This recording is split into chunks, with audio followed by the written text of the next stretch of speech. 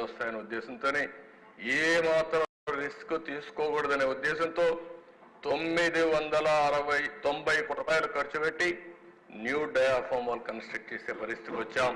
అదే నిన్న రికమెండ్ చేశాం క్యాబినెట్ లో. అంటే ఒక దుర్మార్గమైన పాలన చెప్తే వచ్చుంటే ఇవన్నీ నుంటే బాగుంటాయి, కానీ ఇనే ఓపిక లేదా ఉండే 10 మందికి కూడా. ఈరోజు మనం గుర్తుపెట్టుకోవాలి, ఒక దుర్మార్గమైన పాలన వల్ల 466 కోట్ల రూపాయలతో అయిపోయిన ప్రాజెక్ట్ని ఈరోజు 990 కోట్ల రూపాయలు ఖర్చు పెట్టే పరిస్థితికి వచ్చింది.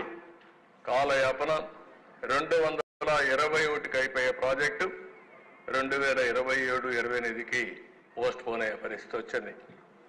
అదర్ ప్రాజెక్ట్స్ అధ్యక్ష, ఆ రోజు మీరు చూస్తే పురుషోత్తపట్నం లిఫ్ట్ ఇరిగేషన్ 2,15,000 ఎకరాలు, బొడ్డేపల్లి రాజగోపాలరావు వంశధార 2,10,000 ఎకరాలు, హంద్రి నివాసు జల స్రవంతి 1,93,000 ఎకరాలు, సర్దార్ గౌతల చెన్న తోటపల్లి 1,64,000 ఎకరాలు, శ్రీ కృష్ణదేవరాయ గాలేరు నగరి సుజల స్రవంతి 65,000 ఎకరాలు, కందుల ఓబుల్రెడ్డి గుండ్లకమ్మ 60,000 ఎకరాలు.